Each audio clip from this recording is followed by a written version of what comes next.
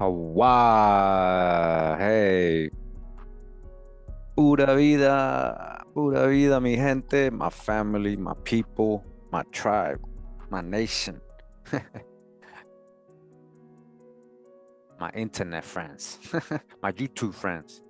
Hey, family and YouTube, what's up? What's up? Thank you for tuning in. Appreciate you guys making the time. Always, to be here, especially if you're live. Appreciate you guys. Thank you, thank you. And we're gonna get into we're going to review for educational purposes, for commentary, for education, right? For critique. We're going to review a book I've been holding on to, I got a lot of books I got to start reading. So sometimes I got to fit these in here. And this one's a very good one. It's a, it's an important history to know, to understand, to, add to what we already know. And, you know, when we're reading these things, just make sure, we understand, we overstand, right? Understand the real history. So obviously, obviously it was melanated folks almost in every location. So this is just one great example. So we're gonna get into this topic. And again, this ain't about like blackwashing or anything like that, or anybody like, what does he do this? Why does he do this for black folks? This is just real history, guys. It's real history, and if you feel uncomfortable, don't watch. If you feel uncomfortable with this truth, don't watch. Make sure you like and share the video. Make sure you subscribe so we can get more traffic. Okay. Yo, shout out to my music producers. We got that first intro was from Vizo Breeze. Vizo or Vivo, sorry. Yeah, Vizo Breeze. Breeze 3000. And then we got some instrumentals in the background by our good brother Olmec 12. Shout out to Olmec.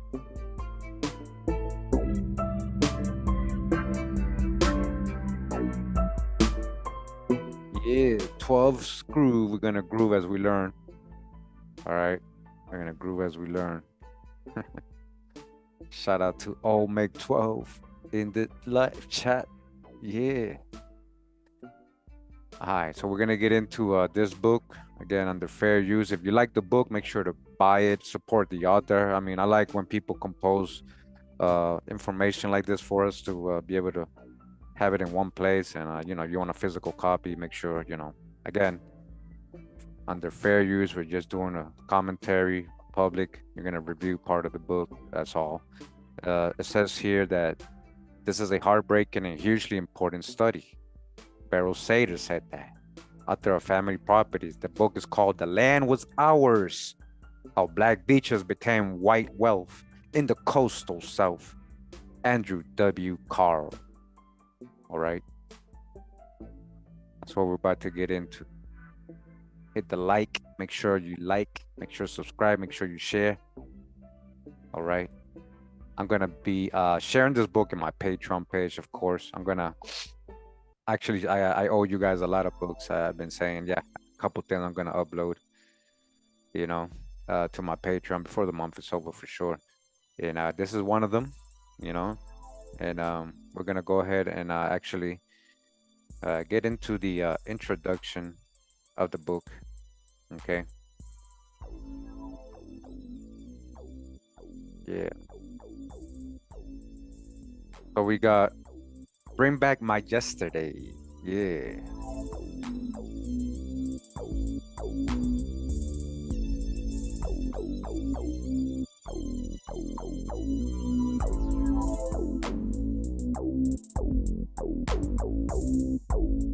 Oh, wow. We just remembering, yo.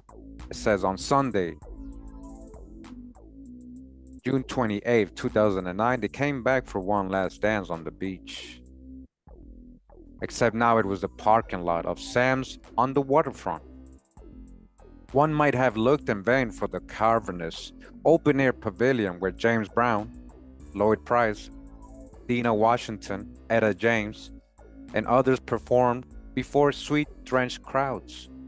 Instead, they found tennis courts, boat slips, and clusters of luxurious air-conditioned waterfront condominiums For the persons who passed the security gate leading to the villages of Chesapeake Harbor that afternoon for the first annual Cars Beach Historic Music Festival, there was little visual evidence to remind them of the past they had come to commemorate.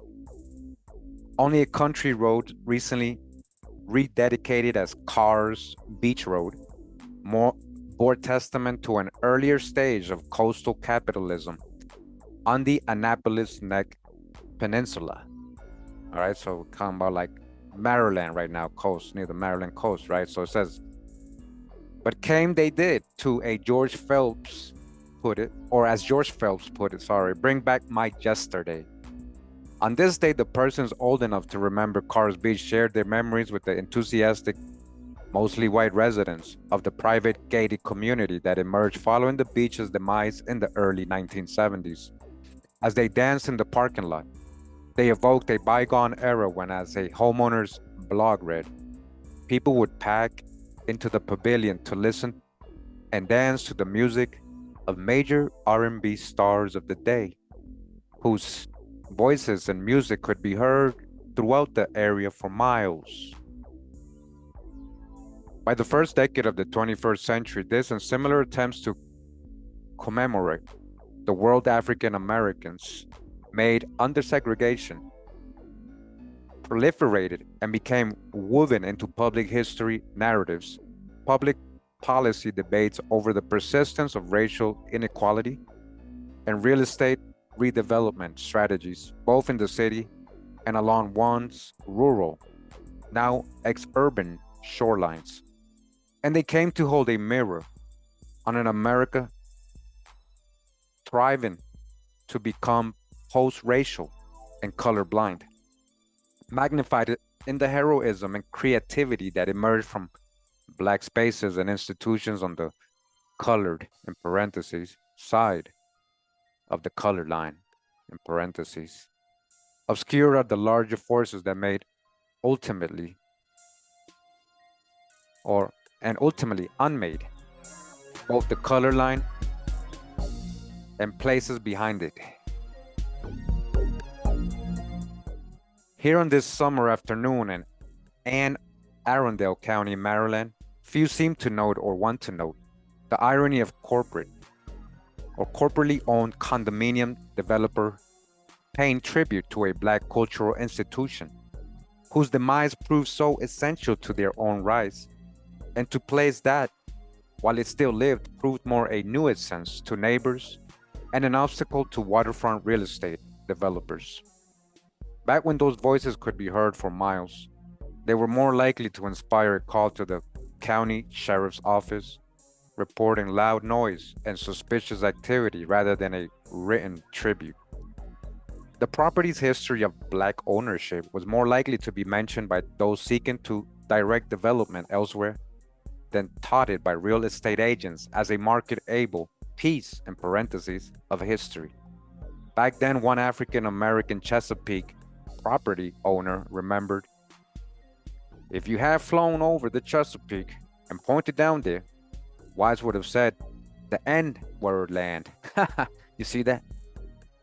The N-word land, the Negro land, huh? So what? Now this is all, right? High value, high elite, so-called white neighborhoods, shorelines. So it says back then, the sandy shores of Annapolis Neck Peninsula suffered from what real estate insiders euphemistically referred to as stigma, in parentheses. Today, that stigma has become a selling point. The villages of Chesapeake Harbor, a local real estate agency website reads, have a unique identity not found anywhere else in the Annapolis area. In addition to Cars Beach, Sparrows Beach, and Bamboo Beach are adjacent to the property. All were popular in their day, and all were, at one time, part of the approximately 246 acres owned by African Americans, right? On the peninsula today, only 6 out of those acres remain in Black's possession, so-called Black. Though he came to Cars Beach Music Festival and accepted an award for his lifetime of community service, George Phelps seemed in no mood to celebrate. That was a very important piece of land, and African Americans owned just about all of it, he later told me. Indeed, properties on the peninsula are some of the most expensive in the mid Atlantic region, with homes routinely sold at the height of the housing bubble between 2003 and 2006 for over $1 million. But the children sold the damn land for nothing, and now they're balling, and they ain't got this and they ain't got that and the other. They had the land, god damn, they gave it away. I don't know, I get so frustrated. Most conversations with African Americans old enough to remember this and other separate black beaches and resorts that once dotted the shores of the Chesapeake and the Atlantic and Gulf Coast similar veer from nostalgia to frustration, from before to after integration, in parentheses. It was just like being in heaven, Juanita Doris Franklin said of the Black Methodist Resort, Gulfside Assembly on the Mississippi Gulf Coast. When you got on Gulfside grounds, your whole everything changed. If you went down and stayed a week, it was just like medicine. It was truly a spiritually uplifting place. Asked to describe the resort's 3-decade plus struggle to survive in the face of dwindling finances, malignant neglect from public officials bent on coastal redevelopment, and finally the destructive winds of Hurricane Katrina, Franklin added, "It hurts me to my heart to even think about going down there." On those dwellings, finances, fellow Gulf Coast resident Pat Harvey explained, "After integration, we got caught up in the magic of, and we go to the beach down here, and we've been going to the same beach all our lives." Others shared similar stories. When I was moved to the so-called Black Summer Community, Arundel on the Bay in 1971, John Moses remembered, the houses were very, very expensive because white people wouldn't like here because black people lived here, and black people wouldn't live here because black people lived here. Huh. After integration, Ray Langston said of the neighboring African American summer village, Highland Beach, "This was the last place in the world young black folks wanted to go. They'd been coming here since they were children. It was very dead, very few people here on the weekends, and then sometime shortly after that came an awakening period where people came to realize that they had and how valuable this property is, and that of course was around the same time white people wanted to buy back waterfront properties. Now that all those rich folks bought up all that property over there and built those $1 million homes on the land where the former black-owned Bayshore Beach in Hampton, Virginia once stood, Bill Carson commented, "You would never know it was here, that they used to have dance halls, bars, a hotel, everything. This place has changed since then, I'll tell you. This place has changed." All right. It has changed. Yeah, it has changed. Real history. Yeah. Indeed it has. 50 years ago, a wooden groin topped with a metal fence extended into the waters of Hampton's shore, dividing white in parentheses from colored in parentheses as well, right? Again, these are crayon colors, that's why they're putting them in parentheses. So there was already a separation going on. Sand and water, and perhaps fittingly accelerating rates of erosion on both sides. 50 years ago, the presence of a black man or woman on or near the white sands in anything but a waiter's jacket, or pushing a white baby's shoulders would have the least elicited hostile stares, and more likely catcalls, threats of violence, and summoning of local authorities. You guys hear that? Today, those visible signs of American apartheid are a thing of the past. In their place, you will often find vacation resorts facing well-groomed sand beaches forcibly stabilized by beach nourishment projects aimed at halting natural and human-caused processes of erosion and beach movement. Along beaches were signs that read, no Negroes, right, or N-word, or dogs allowed, right? No Negroes or dogs allowed. But you guys see the way they were saying it, right? Very racist with the N-word, right? So you see what's going on, right? Once stood, you will find, you will instead find no trespassing in parentheses, right? Signs erected by private homeowners and beach associations. Or as often you will find the beach no longer there, washed away by the effects of decades of coastal real estate development and the endless and hopeless struggle to fortify and preserve coastal property. Also washed away in Americans' rush to the sea are the mom and pop restaurants, no drop-ins, nightclubs, and seaside amusement parks that sustained black social life.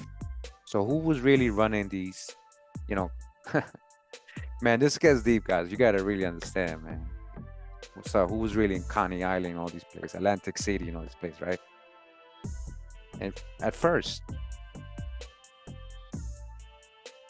so you don't see these anymore. Seaside amusement park that sustain black social life, nourished cultural traditions, and gave rise to forms of black business activity and struggles for economic empowerment throughout much of the 20th century. Yeah. What happened to? What happened? Yeah. Yo, shout out to Olmec. How did we go from a time when it was unremarkable for so-called Black Americans to own comparatively large amounts of property in coastal and waterfront areas, but unthinkable for them to be seen among whites on public beaches, except in a service capacity, to a time when racial but not class diversity at commercial resorts and beachfront communities is increasingly common and unremarkable. While Black coastal landowners have become, as one Black American, right? Or what do we say, right? Native of the Carolina Sea Islands, described in 1982, an endangered species. What? By the 80s, they already had, what's it called, right? Uh, when they go, when they, when they turn hoods into expensive neighborhoods. I forgot the name. Gentrification, right? So how did we go from a time when living by the beach meant living day to day, far from the main channels of commerce and power, to a time when sand itself is a valuable commodity, and living by the sand, the pinnacle of success? How did it go from that to that? You understand? It's a different type of people. That's why we protect land. We don't ruin land. Most Great Spirit gave us the land, and we don't own the land, but yeah, we had to own the land because if not, you would have been took it before that. So I was like, yeah, we play your games, your corporate games. Oh, now we got lots. Now we got. But then you eventually you took that too, right? How did we go from a time? Oh, I already read that. Sorry. How did we go from rural and sparsely populated to segregated shores, and from segregated to gated, overdeveloped shores? And how is the disintegration of Black landholdings and small business ownership tied to the pursuit of reckless and unsustainable environmental policies? Right? This is deep right here because this uncovers a lot, not just the gentrification and the disfranchisement of Black folks, but what they're doing to the environment, everything, reckless, right? And somebody said before I went live how this is, you can see this happening in the Caribbean. I witnessed that. When I went to Jamaica, I couldn't believe I was in such a beautiful. You guys saw my Jamaica videos when I was saying I can't believe I'm here and it's empty. This beach is empty. It's a beautiful beach, and mommy beach, right? Mommy Bay Beach. Um, that's near Ocho Rios, and The whole beachfront is like all private. You needed to have a special thing to get in, and literally what they're talking about in this book happened to so-called black folks, right, in the East Coast and everywhere else, actually, right? But it's the same thing. It's happening. We're allowing it to still happen. I don't know. We keep voting for politicians we think are for you just because they look like you and say, "Oh, I'll do it for you," and I do, and they're just selling out.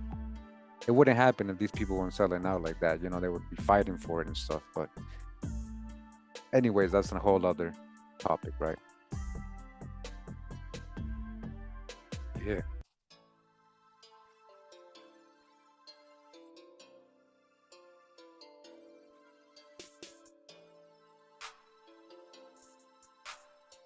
Through a series of thematic case studies set along the coast of the Atlantic and the Gulf of Mexico and their related estuaries. We're going to see the maps, right, that they're talking about. This book excavates the histories of, you know, the founders. We're talking about the indigenous people and some of the black Europeans, descendants. That's what we're talking about when they say so-called black Americans, just in case nobody understands black is a crayon color, right? It's a lot of it's a complexity. Can't group all skin folks together, but we get what they're talking about, right? The people of color, the melanated people, right? The histories of the melanated people of the Americas, right? So their histories of the beaches and traces the evolution of what I label coastal capitalism, characterized by the commodification of the beach as a commercial asset, exploitation of natural resources, and environmental engineering of coastal zones and bodies of water for aesthetic and recreational purposes, and the transfer of public lands to private entities. Public lands to private entities. In this story, the shore itself, the liminal, mercurial, and volatile space dividing land from water, where the boundaries separating public resources from private property become indistinct, right? And here's a map of what they've been talking about, right? Look, it's everywhere. It's not, and it's not just these coasts that they're showing, it's like everywhere. We keep going up the coast, keep going to New England, Cape Cod, Providence, Nantucket, Martha's Vineyard, all that. Keep going down, same thing. Same thing. Where, even if this book doesn't cover all of them, we're gonna continue the research, right? We're gonna uncover all of them. We're just gonna show. Eventually, people should start getting the point, right? They think we are so-called blackwashing because we're correcting history, right, and putting them on notice. Anyways, so public resources from private property become indistinct and highly contested, and where the limits and consequences of humans' historic quest to tame unruly environments are laid bare, earns its rightful place as dynamic historic actor in its own right.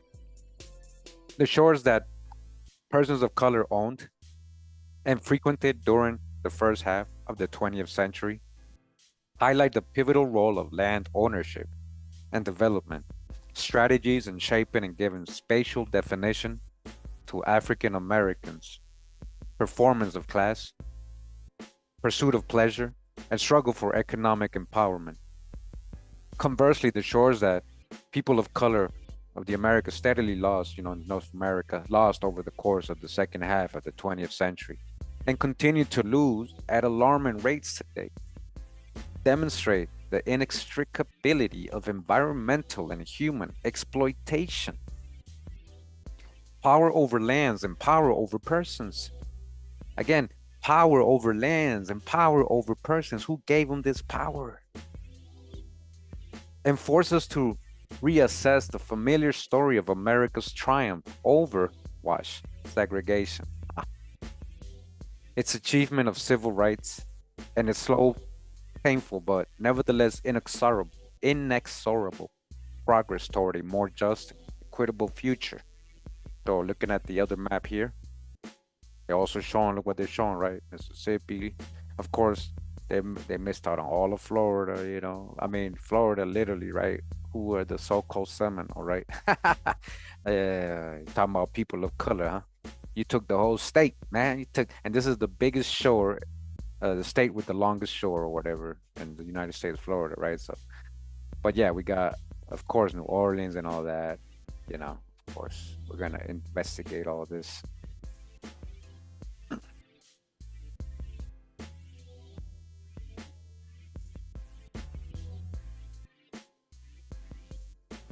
Yeah, shout out to old Mc 12.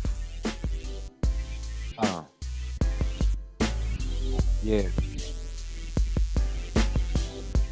yeah. The history of people of color of North America, the coastal land ownership, their history, right, begins in the del decades following emancipation. Okay, so dodge the hijack. They're trying to say, what are you trying to say? That black folks started owning these lands only after they were freed from slavery? Yeah, dodge the hijack. Who was there before? Like, you telling me all these people in the 1700s and all that? Man, you know, you guys already know. We already got the proof. Catch up on the last 9 years. Stop the bull. Stop the bull. Anyways, by the time General William Tecumseh, and that's not Tecumseh Sherman, right? He just took that name. This is a so-called white man with a lot of European ancestry, and he just took the name Tecumseh.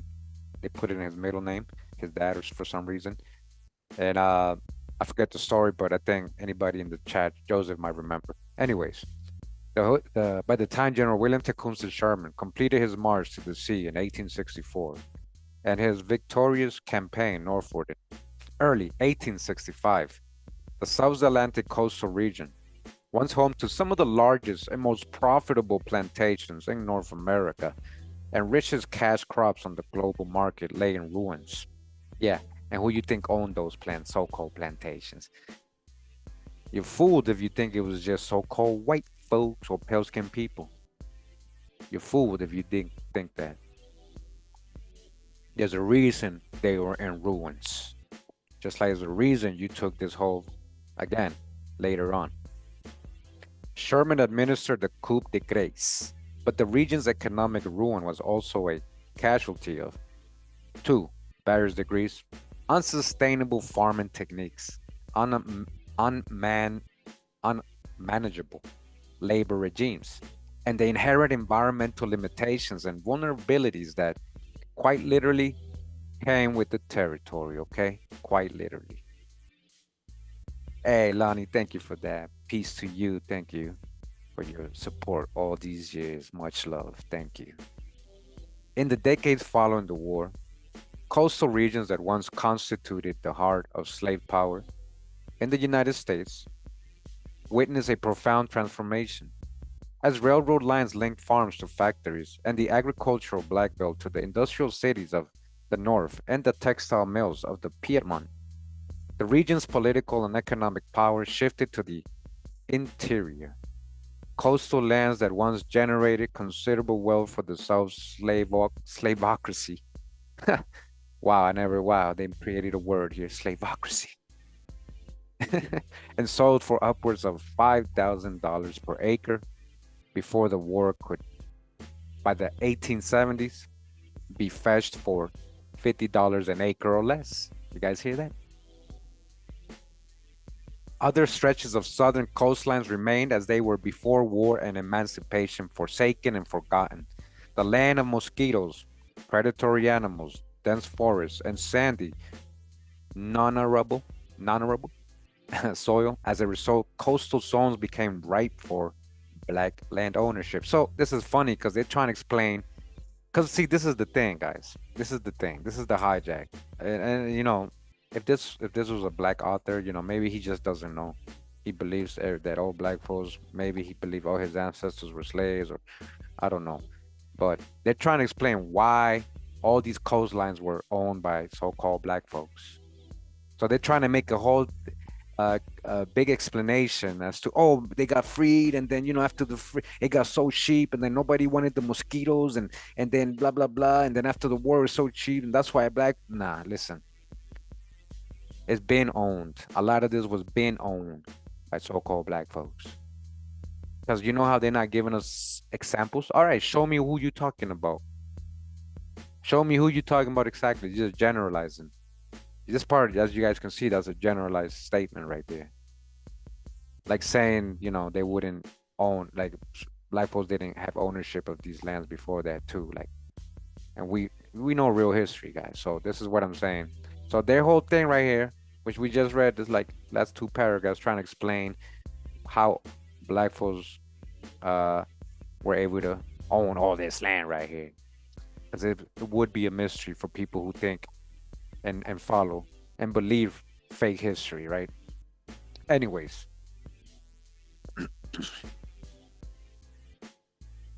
so I became right there saying because of that, right? Right for black land ownership during an era when, as the historian Manning Marable notes, the development of a strong black land base became an ideological imperative of black thought. It's always been because they didn't see each other as black. These are you can't group all these colored folks as one people. Like, there's a lot of Indians, there's the Indians from different tribes, and there's the black European descendants and the black Irish, the black Scottish, the Huguenots, Sephardic Jews. They you know they mixing up a lot of the black Germans. They mixing up a lot of colored folks. You guys what I'm trying to say? So it's always been the majority. They're trying to make you think like before that it was all white folks and then it turned into black, literally. That's literally what they're trying to say. They're saying that all the way from the time Europeans got here, that was owned by them, pale skinned people. That's what they're trying to make us picture, right? And then all of a sudden, after the Civil War, black folks bought it all up. And then, as you can see, now we got it back. Is that what it's saying? Now we got it back. No. But that's the wrong thing. That's what I'm so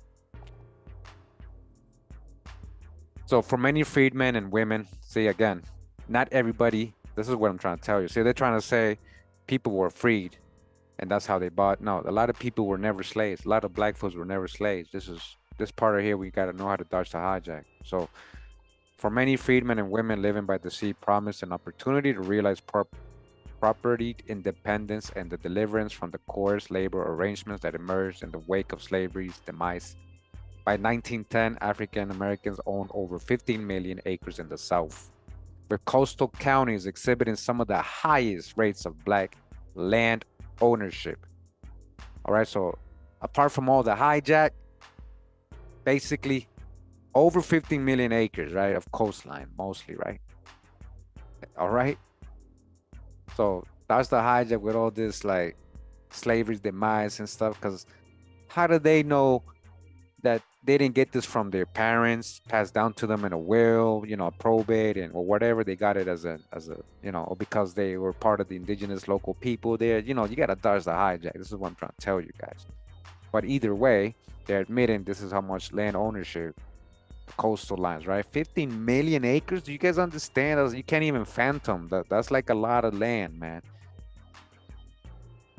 It was here where a different South took shape during an era that historians and the public alike referred to by way of the racist minstrel character Jim Crow. Oh, Jim Crow, here comes. Yeah. Jim Crow, yo. What a hoe, yo, Jim Crow, yo. No. That's the hijack.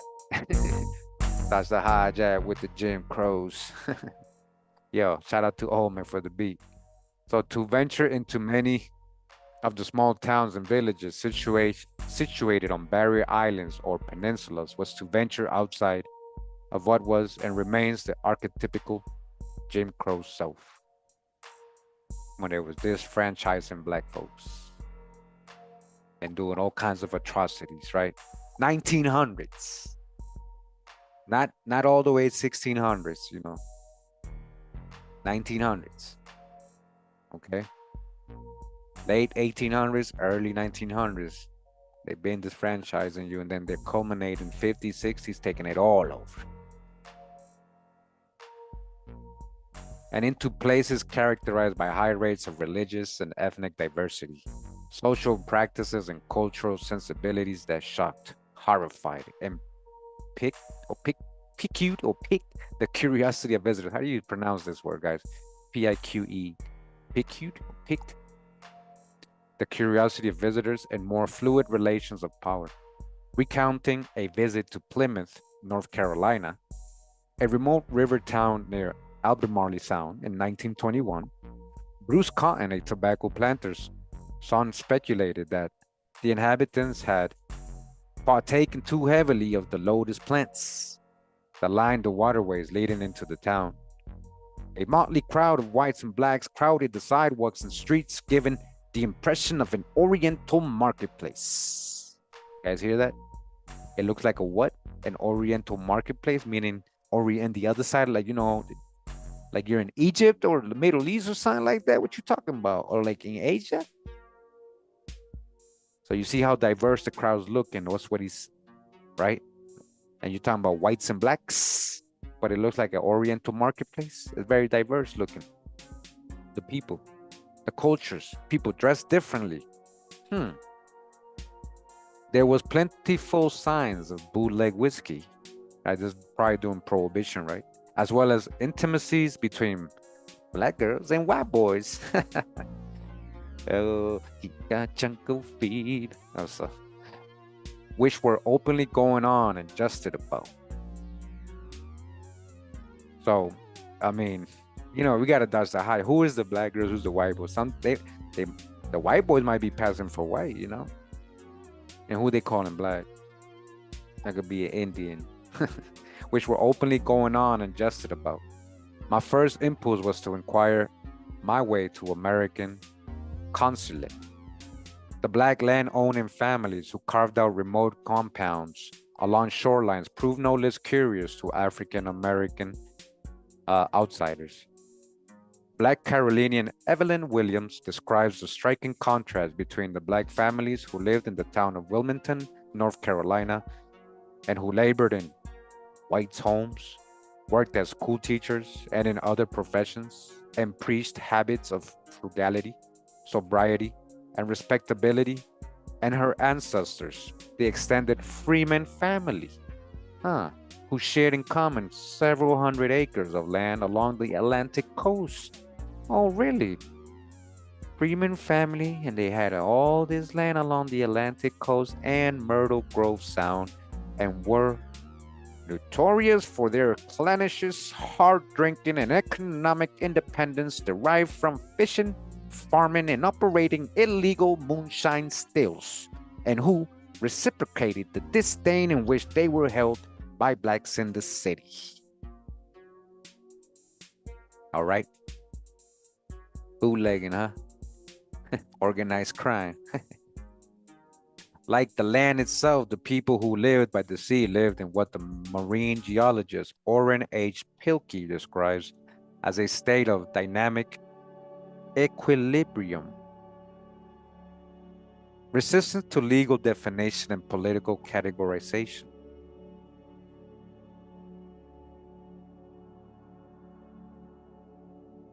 As blacks came to the coast seeking refuge from the South's unique brand of racial capitalism, a broader economic and cultural revolution began to transform the political, economy, and ecology of the coastal South.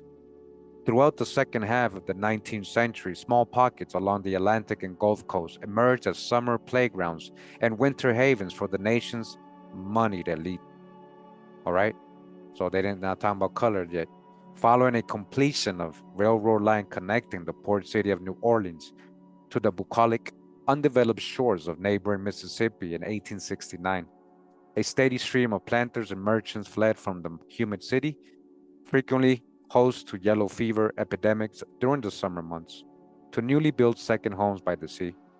Offshore large yachts owned by deep-pocketed pleasure seekers floated past flatboats and skiffs manned by black, Italian, and Eastern European fishermen.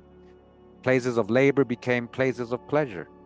On the Georgia coast, the collapse of a long, stable cotton and the rise of black subsistence fishing and farming were soon followed by the development of exclusive winter resorts owned by prominent families of the nation's Gilded Age aristocracy, whereas one writer later described, rice fields became duck ponds for hunters, and field hands became guides and caretakers.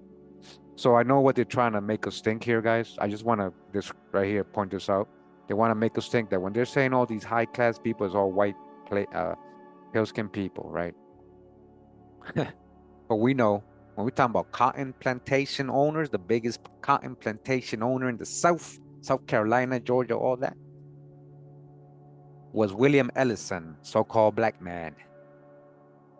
And he lived and surrounded by so-called black neighbors. We showed the census, free people of color all around him, the whole neighborhood. We showed every street. We went through many pages of the census of that year to see if we can find, it was all black folks. And this is what I'm trying to explain to you guys. I don't know if this was written by so-called black folk, right, or a black author, right, or white, but it's kind of trying to go with the whole that all black folks were slaves. And so obviously in 1869, they wouldn't have supposedly money to have been owning that land before that, right? But this is the hijack. A lot of the plantations in the South, which are farms who had indentured servants or their families working or whoever they employed, no matter how they were treated, they treated their servants or their workers or their family. Most of them were people of color, not white folks. So this whole, there's a lot of context that is missing when we're reading this, right? But the point of what I'm reading is that look at, no matter what they're trying to say, owned it before they saying the slaves got freed and then bought it all. The point is that it was taken from people of color. That is what is recorded. Okay, they don't got no other, whatever they're trying to say, there's no specifics. They're just generalizing. They're not giving you names. They're not saying, oh, this guy bought it from this guy and this. Who's your aristocracy? Who's your aristocracy? 1868? All right, I'm gonna have to do sign. You want to use 1868? I'll show you 1868. I'll show you what Louisiana looks like in 1868. Let me see if I can find it. Just bear with me, guys, please. Since we're live, we're gonna do this, right? Just want to show you what 1868 Louisiana looked like. All right. They're trying to say the aristocracy. They're trying to hint at and make you think it was all white folks, right? Couldn't have been black folks, right? Hold up. I'm gonna do it live with you. Let me open up an internet page. Okay, here we go. Share. Okay. Now you see, there goes the cover. All right. So Louisiana Congress, 1868. Let me see.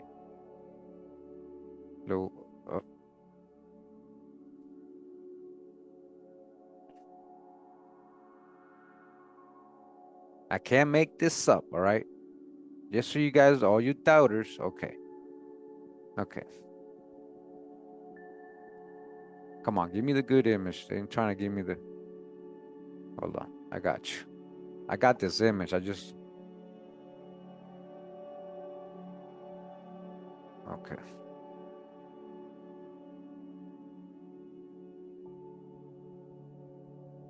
This is the extract from the reconstructed Constitution of the state of Louisiana. This is the whole, like all the representatives of Louisiana, all right? O.J. Dunn as the House Speaker, as the main one. These are all black folks, right? This is 1868, right? As you guys see, AD 1868, right? With portraits of the distinguished members of the Convention of Assembly, AD 1868. So who is your aristocracy? All right? Who is your aristocracy? I don't want to, don't give me no bull, man. And if you didn't know, okay. Well, that's okay. Now you know. 1868. So who is going to these beaches and these nice fancy clubs along the beach and coast? These folks. These folks, because these are your aristocracy in Louisiana in 1868. Tell me how that makes sense if all these people got freed just 3 or 2 years prior to this, and now they're in Congress and all that, well-dressed and all that.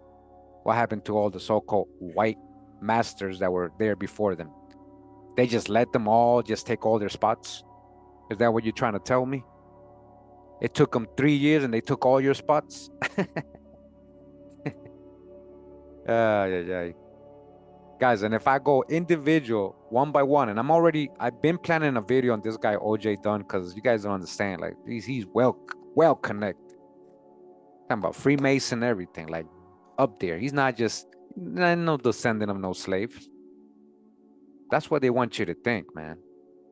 That's what they want you to think. Okay? What's this say? Louisiana legislators have, look at this. Hold on. We think we're making this up. They think we're making this up. It says the first colored senator and representatives in the 41st foot. Yeah, right. First. Yeah, right. That's what they want you to think. Look at homeboy in the back. Like now, look at him. He could look. He can easily. This guy, if he was to get engraved, right? If he was to get engraved, they could easily tell you that's a white man if you're not really looking at the features in an engraving, right? So a lot of our engravings, they made a lot of black folks look so-called white, like him, and then maybe this guy. They can probably, and this guy right here too, right? If you engraved, you wouldn't know these are so-called black folks. So this is what I'm saying. This is a lot of the games they play with us in modern times, right? This is in the same time period that they're saying, who's the aristocracy, huh? Who's the check it out. This is from the website. Just in case you guys are doubting. This ain't no AI, man. Library of Congress, right? Extract from the reconstructed Constitution of the state of Louisiana. Okay, so here we can get, there we go. You guys can see this, right? There we go. All right. How do I get out of here now? Okay. All right. Yes, yeah, exactly. There was black slave owners. That's what I'm trying to tell you guys. Okay. So we're gonna go back to the book. Are we clear? We clear? Now we have context. So check it out. Now that you understand this, it says New Orleans, right? It says, following completion of a railroad line connecting the port city of New Orleans to the bucolic, undeveloped shores of neighboring Mississippi in 1869. So this is, the portrait I show you is from 1868, a year before that. And they already there. So they didn't get there to train when the train was connected finally. That's a lie. They were already there. And they were the aristocracy. Black folks were the aristocracy. They were in the Senate, they were in Congress, in the General Assembly. Okay, so it says, a steady stream of planters and merchants fled from the human city, frequently host to yellow fever epidemics during the summer months, to newly built second homes by the sea. Offshore, large yachts owned by deep-pocketed pleasure seekers floated past flatboats and skiff manned by Black, Italian, and Eastern European fishermen. So what? It doesn't mean that they weren't working for Black folks. You get what I'm trying to say? They're leaving that part out. It says places of labor became places of pleasure. On the Georgia coast, the collapse of long staple cotton. All right, who's the biggest cotton producer in the South? William Ellison, so-called black man, so-called black slave owner. And the rise of black subsistence, fishing and farming were soon followed by the development of exclusive winter resorts owned by prominent families of the nation's Gilded Age aristocracy. Okay, they didn't give you a name, right? Because if you start looking up the name, you're going to see a lot of them are black folks. Who is the Gilded Age aristocracy in this area? I just showed you who the Senate is of Louisiana, right? Same time period, right before this. So they were, as one writer later describes, rice fields became duck ponds for hunters, and fields hands became guides and caretakers. It says by the 1920s, this trickle of pleasure seekers and second home owners already showed signs of becoming a flood. The emergence of the field of coastal engineering, the mass production of the automobile, investment in roads and infrastructure development on the state and federal level, and the rise of white-collar workforce with weekends off, paid vacations, and disposable incomes led to an infusion of capital investments in coastal real estate and the rise of leisure-based economies, fed the notion that coastlines could be stabilized and made habitable on a mass scale, and increasingly made protection of coastal property a matter of state and federal concern, as witnessed most spectacularly in South Florida and repeated elsewhere on a smaller scale. Speculative fever descended onto America's shores in the 1920s, and culture of coastal capitalism took shape and spread. There were fortunes to be made from the unproductive sands and volatile shores, and it required little effort, just lots of guile. America's coasts have or gave birth to some of the most outrageously corrupt and fraudulent investment schemes imaginable. The witness some of the most epic collapses. Privatization and formerly common use lands accelerated, as did the conversion of environmental amenities into capital.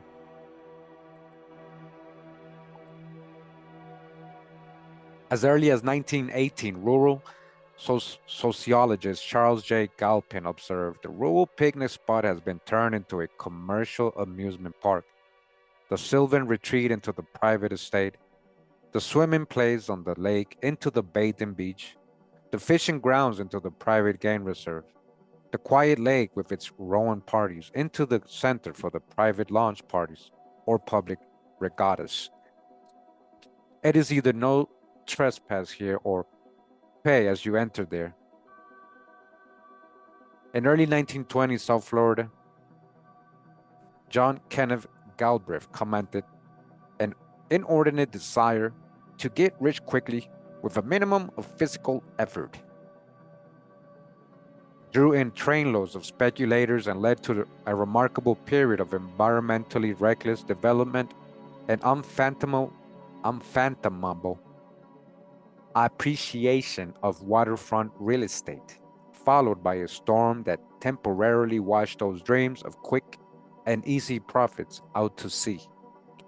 Surveying the wreckage of a busted speculative real estate market in South Florida in 1928, Henry S. Villard reported that subdivisions line the highway, their pompous names half obliterated on crumbling stucco gates, gaping structures, tragically uncompleted, are mute reminders of ambitious schemes for apartments, casinos, and country clubs. All the extravaganza of picture cities, all the fantastic hokum of lot selling and lot buying, all the hypnotism of get rich quick, which used to transform the most unsuspecting tourist into a frenzied financier, has vanished like a soap bubble. Reports of coastal capitalism's demise were, to say the least, greatly exaggerated. Nature's devastating assault on coastal zones and burgeoning vacation lands did not hasten a flight of capital, but instead brought it under the protection and subsidization of the state. In 1926, the American Shore and Beach Preservation Association, a group dedicated to furthering state and federal governmental involvement in the economical development and preservation of beachfront property, was formed. Its efforts to draw legislatures' attention to the growing importance of these coastal natural resources in a more mobile, consumer-driven economy quickly became apparent with the passage in 1930 of the Rivers and Harbors Act, which led to the creation of the Beach Erosion Board.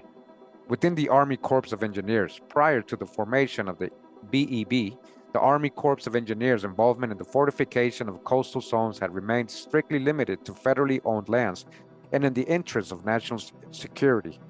Beginning in the 1930s and accelerating in the decades following World War II, the Corps' interest in shoreline protection veered from protection from invasion to protection of coastal leisure economies and real estate markets. All right, you guys hear that?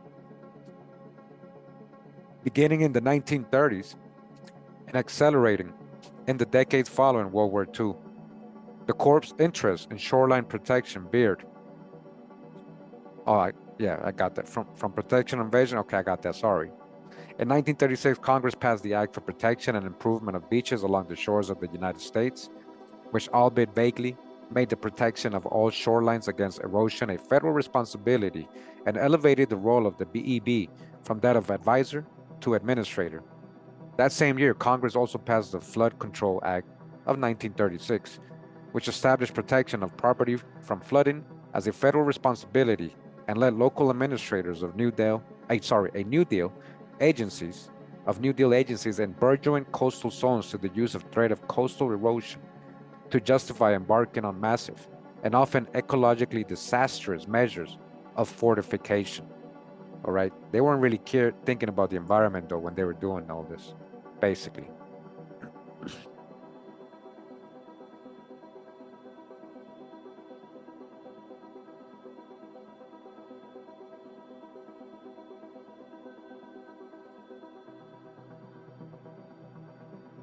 Okay, what's going on?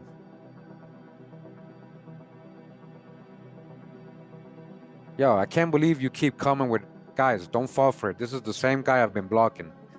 This is the same guy I've been blocking in my last 3, 4 videos, guys. Please don't entertain people like this. Just block them, guys. Moderators, block them, please. Thank you.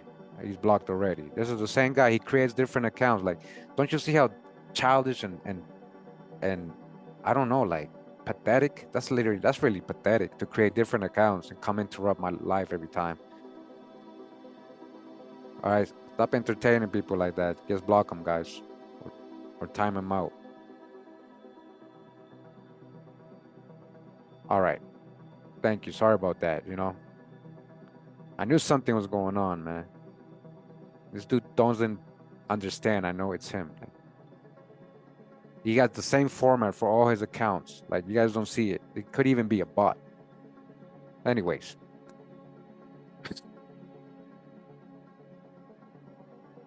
along with making beaches seemingly more stable, New Deal era programs helped to make the beach more desirable to an increasingly mobile American public through funding of research and development of pest control chemicals and local efforts of mosquito control. In burgeoning vacation lands, in parentheses, right, federal grants and work programs allowed cities to construct ditch drainage systems and establish mosquito control districts.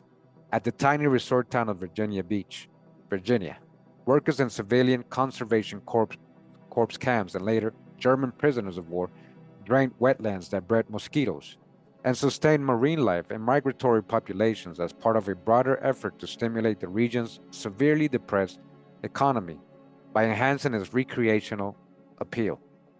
The rise of coastal capitalism played a vital role in the broader transformation of the South from what President Franklin D. Roosevelt labeled in 1938 the nation's number one economic problem into the nation's fastest growing region by the turn of the 21st century. On the beach, the ethos of growth liberalism, yeah, there you go, that grew out of the New Deal and came to characterize post World War II federal economic policy succeeded beyond his wildest imagination. By 1954, the National Park Service called the spectacular acceleration of private and commercial development of seashores nothing short of a business phenomenon. In 1936, a 30-mile stretch of undeveloped seashore recommended unsuccessfully for designation as a national seashore was worth roughly 9,000 a mile. 2 decades later, the 9 remaining undeveloped miles of that shore could be fetched for no less than 110,000 a mile and 1,100% appreciation in value, right? That's how much it went up in value.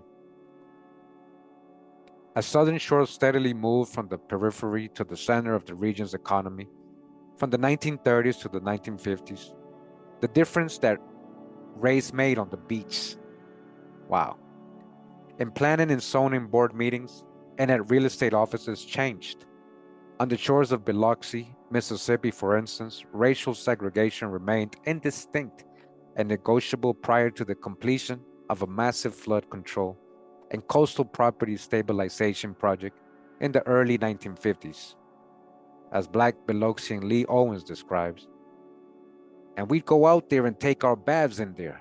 Women used to go out there and take baths out there with towels on them and everything else. And later in the evening, that beach would be full. Anybody could go down there and sit on the beach all night long because I used to sit down on that beach. Water used to slap over my feet down there. Fish down there. White and black used to sit down there together. You guys understand what he's saying? That's very deep. You got to understand what he's saying. Never said, oh, we were here only and whites weren't. Like, nah, we were here with the so-called whites. That whole race thing and separating by all that white superiority, that developed.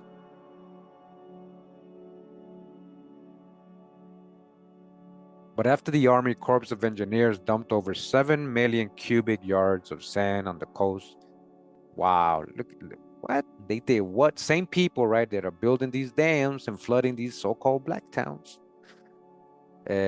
creating environmental disasters there too. Same Army Corps, you know, they're helping with a lot of that too. So they dumped what 7 million cubic yards of sand on the coast, giving Mississippians the longest man-made beach in the world. Wow, I didn't know that. We're gonna have to look into that a little bit more. Those white folks went stone crazy. That's our beach, man. This ain't no N-word beach or Negro beach, right? So they're going back and forth, man, right? We got along good until the beach coming down there. We got along good until that beach coming down there. Oh, wow. So when they created the beach, they created segregation. Do you guys hear what they're telling you?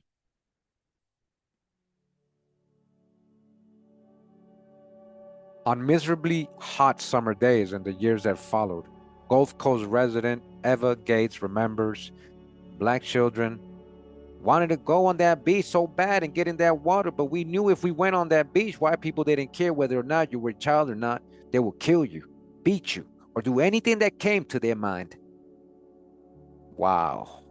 All right, this is why it's important just to acknowledge and remember what happened. All right, past all the hijack history, whatever people think about it, we don't care. We got the truth, and the truth set us free, man. It made us free, not set, but made us free. Free to say confidently and talk about real history. Instead, many took their chances in dangerous, polluted waters. In Charleston, South Carolina, black children often resorted to swimming in Horse Hole. Oh man, a dish filled with water from street runoff. Damn. Mommy Garvin Fields recalled that when she was a child, her parents warned her to stay away from that place. But as she put it, the law said, no, you children mustn't swim in the Copper River. And no, you mustn't swim in the Ashley River or in the Colonial Lake. If you do, the cop will arrest you. And you never know where the cop will carry you off to. But the summertime gets very hot and very humid. So the bolder ones would disobey their parents and cool off in one of the rivers. Or they would go into the dirty water of the Horse Hole. And nearly every summer, Fields recalls several children drowned there. Public officials ignored black parents' pleas to cover Horsehole and instead blamed them for allowing their children to run wild. Wow. And Fields, just like her parents a generation earlier, was forced to instruct her children to also avoid Horsehole. It was no coincidence that the policing of blacks, right, physical mobility during the summer months became a matter of constant vigilance as state and municipalities devoted greater attention and resources to enhancing the aesthetic value of urban shorelines. Wow. So you guys see, you couldn't even walk there because they were trying to really, they're literally doing an ethnic cleansing. They're literally doing an ethnic cleansing. Not just disfranchising folks and being racist, they're ethnically cleansing the place. Literally. So they are police world out there making sure no, not even black folks not even seen. So it's not a part of the scene, right? Eventually they got everybody out of there. They worked hard to patrol the streets for any so-called black, no matter what he's doing. He could just be chilling, reading the newspaper, walking along the beach, walking his dog, running, exercising, you know? So a constant vigilance on them, right? And as America's growing thirst for the beach promised to breathe life into stagnant coastal economies. Though less examined than federal intervention into the housing market, federal, state, and local public recreational works and coastal engineering projects proved no less influential in shaping the spatiality and political economy of race in 20th century America. Because of the potential profits to be wrested from these fragile and migratory shores, combined with glaring liabilities, among others, a legal status as public versus private property that quite literally changed with the tides and the whims of judicial interpretation. Public and private agents of coastal capitalism engage in some of the most determined efforts to inscribe clear racial categories onto the land, employed some of the most innovative, cynical, and revealing uses of race as a tool of profit and market control. All right? And not unrelated, embarked on some of the most daring, innovative, and often reckless feats of civil engineering ever witnessed. As cities engineered sections of shorelines for public recreation and real estate development, Black populations were not merely excluded from the benefits that accompanied efforts to engineer coast and waterfronts in the interests of recreation, commerce, and real estate, but invariably bore the brunt of its hazards. They're getting moved, they're getting relocated, gentrification, ethnic cleansing. Long before it was labeled as such, urban and rural Black working poor experienced a seasonal form of environmental injustice as rates of death and disease soared with rising temperatures, punctuated by the familiar screams of a mother forced to watch her child's lifeless body pulled from a dangerous and polluted stream or a rock pit filled with runoff. Man, that's crazy. Black mo- Blacks mobilized against these more pernicious forms of environmental racism by writing to or speaking before local public officials who refused to clean or cover over dangerous waters that lurked on the edges of Black residential districts, or worse yet, designated them as colored bathing beaches. You guys hear this? They knew these places were polluted, they were dirty, and they would put signs, hey, for colored beach, this is where you can go. Come on, man. You can't forget this.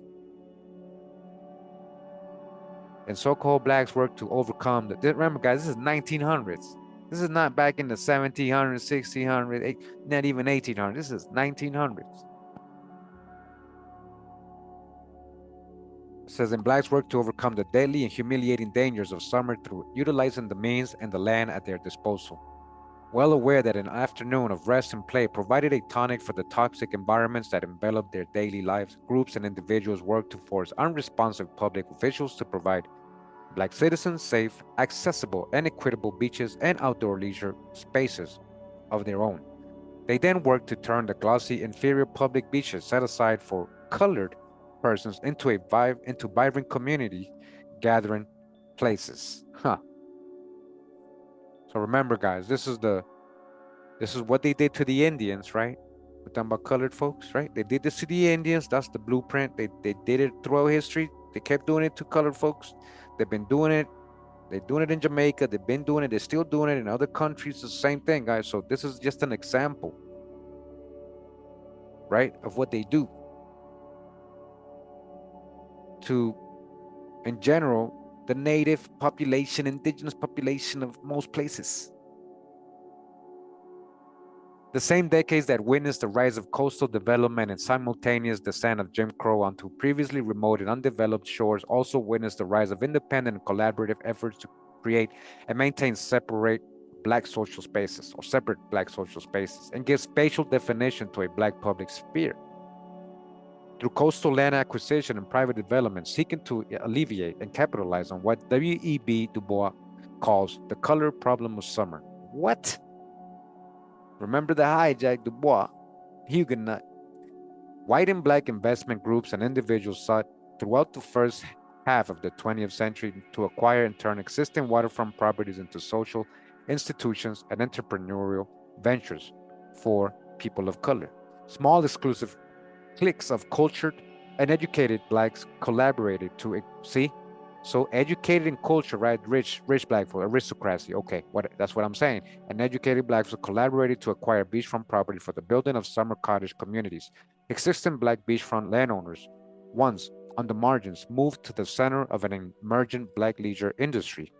A few passed as white, all right? A few passed as white and purchased property and circumvent the sand curtains that wealthy coastal landowners erected following the discovery of an inviable stretch of shore. Many converted their family properties into beachfront resorts and summer getaways that catered to and sought to profit from an increasingly mobile Black middle class. Okay? Right? Black folks own this stuff. So other white and Black capitalists worked sometimes in competition, other times in collaboration to acquire waterfront property and build wealth from the pennies of working Blacks in search of moments of pleasure and relief. Others embarked on spiritual missions to uplift and transform the race, right? So-called, in parentheses, through acquiring and developing coastal property. Along colored folks owned beaches and rural getaways. Young and old came in search of what sociologists St. Clair Drake and Horace R. Clayton, or Caton, writing on Bronzeville in Chicago called Rest from White Folks as Well as from Labor. While hard to quantify, if not difficult to discern the significance of these places of retreat in the lives of the persons who came there, as the bus carrying impoverished black children from the darkest corners of rural Mississippi to the Gulf of Mexico. All right, look how far they're going from. Rounded the bend and passengers caught their first glimpse of the Gulf. Mother and Gulfside volunteer Juanita Doris Franklin recalled, children leapt from their seats, tugging on fellow passengers' shirts and shouting, "Oh, oh, look at that water." They could not believe what they saw. When kids came to Gulfside for the first time, Pat Harvey added, they were in a sheer panic. They had never seen the vastness before. Wow. As these places grew in popularity and notoriety, so too did the numbers of monetary and cultural transactions. The search for rest from labor and rest from white people became, in turn, a form of work and an increasingly significant component of black urban and rural economies. During the summer, a truck owner became a shuttle driver. A mother and wife became a caterer or restaurateur. Vice peddlers found a customer base in place to launder their earnings, and aspiring musicians and promoters acquired a venue from which to grow entertainment industries, much like the leisure and entertainment-oriented mass consumer marketplaces of the black metropolis. For a few months each summer, black beaches nourished cultural practices, and cultural industries, whose impact on black social, economic, and intellectual life resonated long after the crowds dispersed and the waters chilled. The types of colored folks, or it says black folk beaches, that dotted, so-called black, right? That dotted the shores of rivers, lakes, all right, lakes too, and oceans reflected and gave expression to the diversity of Black America. Diversity of what? The diversity of, I thought they were all the same. Diversity, diversity of Black, so-called Black America, were places for high-toned, exclusive retreats where entry was restricted to a chosen few. Okay, now they're separating themselves. Now they're doing a whole social status between the so-called blacks. Now there's the rich blacks and the poor blacks, and you can't go here because that's for the rich blacks, and you got to stay with the middle class blacks are. Okay. Others were religious campgrounds where spiritual uplift took precedence over careless amusements. Body, Raccoons beaches were where the sound of jazz and R&B drifted on out onto the waters, where flasks of moonshine passed from coat pockets to hands, and where pairs of dice bounced off hard surfaces. As African Americans stepped up demands for access to whites-only public beaches, or at the very least, decent and equitable public places of outdoor leisure, public officials working in concert with private developers and white landowners designated remote, polluted, dangerous, and wholly inferior stretches of shore as suitable for colored people. You see what they did? They wanted you to die. They wanted you to get sick. Why else would they do that to a human being? Why would you tell a human being to go swim in the polluted water, in the dirty water? That's real hate. That's real. That's murderous. That's attempted murder. So in this respect, the places where colored folks were allowed to picnic, bathe, and fish along urban shorelines also served as mechanisms of social and environmental inequality that, in addition to endangering their lives, like so I said, became another in a litany of self-perpetuating stigmas that served to justify Black second-class citizenship and that wove notions of race into the land itself, you see? So then they're like, oh, you see, they don't take care of their beach. They dirty people. Yeah, you gave them that. You made that, and then you told them to go there. And they do that still today, guys. That's what like when you say product of the hood, product of, uh, of your environment, who create ghettos? Who doesn't clean them up? Who creates crime? Who brings in the guns? Who brings in the drugs? They do all that on purpose. And then they say, look, they don't know how to take care of themselves. And then they come in with their superiority, right? W.B. Du Bois captured the primacy of race as a legal category when in 1940 he wrote that a black person was quite simply a person who must ride Jim Crows in Georgia. Huh? Come on, hijack, Dubois. Similarly, the persons who owned, acquired, or fought to claim or maintain control over beachfront lands in the pages that follow were united only in their shared exposure to legal and extra-legal forms of humiliation, exploitation, and expropriation that came with their lacking equal access to credit or protection from the state and by the power of the state to determine the places black persons could occupy and who could profit from them. The legal history of race and real estate. Now, that's a whole other topic, right? The legal history of race and real estate, though, cannot be understood without a close consideration of place. Macro trends in 20th century American law, such as the ascendance of a market-based valuation of real property in which the pressure to develop land and maximize individual and corporate wealth increasingly trumped considerations of land, tenure, and ecology, had a specific set of implications for coastal zones and the fortunes of the people who lived there. Okay? The land was ours. The land was ours. It's also a chapter in the larger story of a real estate in America, told through the experience and perspective of colored folks, right? Holders and investors, speculators and developers of property in areas experiencing dramatic social and environmental change that seeks to change how we understand that history as a whole. It is a story of hope, ambition, and initiative, often followed by devastation and dissolution, working within discriminatory real estate markets and denied equal access to credit. African Americans with ambitions to own land and start business were often led to enter into dubious investment schemes, take out large loans on usurious terms, listen, or engage in other necessary risks in order to achieve the American dream. All that, all for the American dream, huh? Of landed and economic independence. Their struggles demonstrate one of the central ironies of Black life in Jim Crow America, in pursuing the very markets and adhering to the basic principles that connoted success and equality. Colored folks were not only more likely to be the targets of various forms of brutality and retaliation, but also, and more subtly, to be exposed to the most pernicious and exploitative extremes of American capitalism. Right? So-called blacks. You mean like what happened to the Indians, right? Or in general to all black folks throughout the 8 years here in the States. As a result, possession of valuable property and fear of losing it accentuated and hardened class divisions among Black Americans and gave rise to a defensive property politics that until now historians have almost exclusively examined through the lens of white suburbia.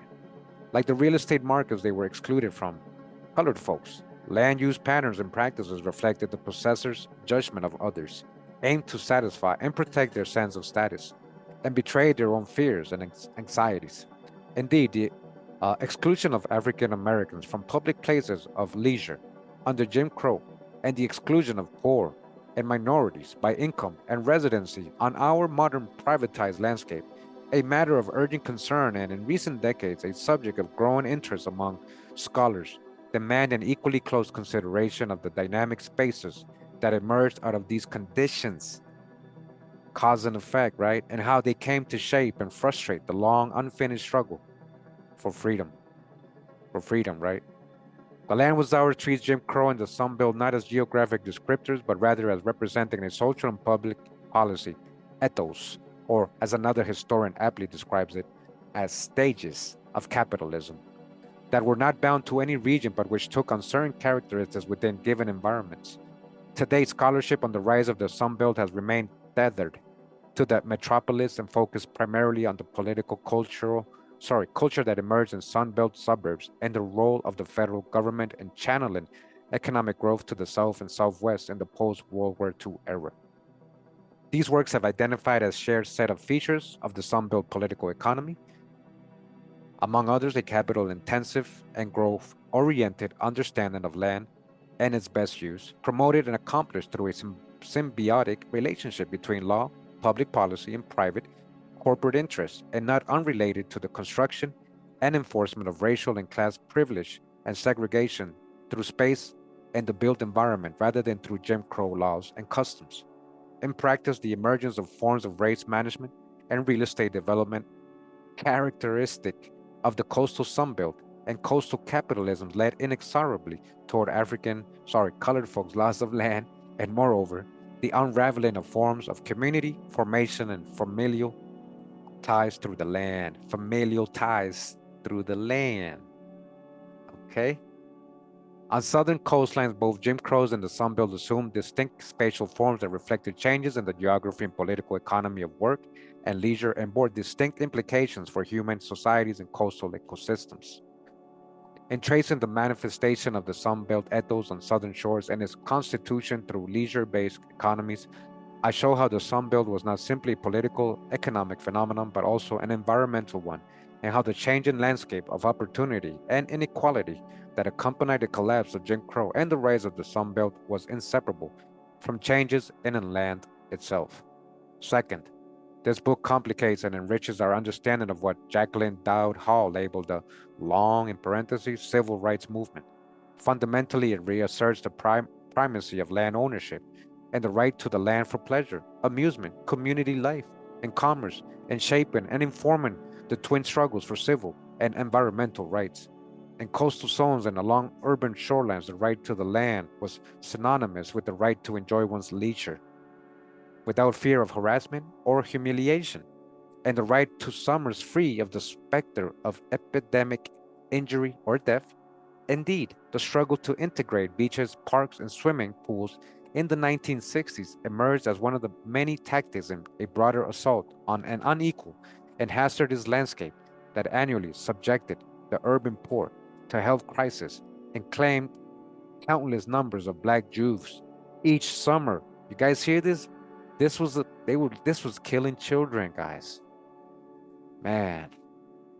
For others, the right to the land meant the right to profit and build wealth from lands that were rapidly appreciating in value, and the ability to become co-partners in the making of some built shores, just as some colored folks and their allies worked to dismantle a Jim Crow economy that other black Americans had learned to navigate with precision and gain a sense of power and influence within, like W.B. Du Bois, right? Efforts to make public shorelines truly public and to chip away at the foundations of a privatizing nation were counterbalanced by colored folks who sought to become partners in the corporate development of coastal and waterfront property. See, when you sell out, you want to make money too. You don't care who it harms, huh? And who use their personal and familial ties to the land as a means of personal enrichment. You guys see, it was black folks who sold out, guys. And a lot of the times they're trying to tell you here for their own personal enrichment. People start caring about each other, about the tribe, about the nation, about the people, right? Often with devastating consequences for those fellow colored folks who found themselves torn from the land while he became rich or that family became rich. The feelings of frustration and ambivalence, outrage and injustice toward the decline of black land ownership from the 1960s to the present, a crisis felt most acutely in coastal zones, do not merely underscore the unfinished work of the black freedom struggle, but call for greater attention to the diverse and at times oppositional visions of freedom that united and divided black Americans then and now, and especially in the wake of the subprime housing crisis for greater awareness of forms of race-based economic exploitation masquerading as tools of empowerment. Finally, this book builds on the works of those who have called attention to the ways that racism, as George Lipsitz puts it, takes place, both in a figurative and literal sense, right? But examining race and placemaking from the shores that black persons own, fought to acquire, or sought to protect, this book also calls into question the segregation as congregation paradigm that has so deeply informed studies of black life in Jim Crow America. Despite its appeal, the notion that the experience of segregation necessarily gave rise to congregation among black Americans has become an overused and underanalyzed cliche. All right, that's false, whose reassessment is long overdue. Likewise, efforts to draw hard distinctions between a white and black spatial imaginary, the former associated with hostile privatism and defensive localism, the latter privileging use value over exchange value, sociality over selfishness, and inclusion over exclusion, lead inevitably toward romanticizing Black life behind the so-called color line and concrete, concretizing colored folks' place in the American experience while downplaying the dynamism and oh, there's a lot of big words here, guys. Divisiveness that accompanied American Black folks, right? Efforts to claim space in capitalist society and casting victims of oppression as exemplars of communalism, mutuality, and sustainability, we fail to fully appreciate what Lipsitz himself calls the pernicious power of the white spatial imaginary, and tend to underestimate the role of land-based capitalism in shaping and giving texture to Black struggles for freedom. Segregation at times produced congregation, but it also produced, among some, an even more pronounced dedication to harnessing the exploitative capacities of a capitalist order that had for centuries trapped them in an endless cycle of deprivation and ostracism. So it's like he's saying a lot of time kind of Black people are kind of making it worse by making deals with these people, like just like giving up and just going for the money and all that, right? Like this book sheds light on some of the undemocratic, ruthless exploit, and they were getting exploited at the same time, so they didn't know that they're getting exploited. They don't know they're being exploited. Ruthless, exploitative, and capital-driven features of colored folks' life as witness in areas experiencing sudden and profound changes in their political, economy, and ecology, not in order to de-emphasize the devastating effects of anti-Black racism, but to magnify them. For some of the persons in the pages that follow, radical visions of a beloved community took place on the beach, while for others, the sands beneath their feet inspired dreams of abundance and personal liberation from the burden of race. Only by telling these stories side by side, grounded in a distinct type of place on the American landscape, can we begin to untangle the ties that bind race, power, and pleasure to the land. All right, so we're gonna go ahead and leave. If you guys let me know in the comments if you want me to continue reading chapters of this book because it seems pretty interesting. It's about to get into personal stories of people who probably own these things and what happened, what is their experience, and did they make it worse or did they help? Did they lose it? Were they exploited? Did they sell it? Things like that. So that's pretty interesting. So I'm definitely gonna share again this book on my Patreon, right? I'll probably do that today just to get it up there. And so you can have it in case, that's where I'm gonna share it. This book is very hard to get. Even the PDF, even the PDF, you gotta buy it, right? But again, we do this for review. You like to purchase the book, go ahead in whatever form, because they're available there in whatever form. So I hope you guys enjoyed the reading. Get a little bit different topic today, because I like always switching it up. Again, this was the book, "The Land Was Ours: How Black Beaches Became White Wealth in the Coastal South" by Andrew W. Carl. Shout out to Andrew W. Carl, right? Shout out to Andrew W. Carl. Yeah.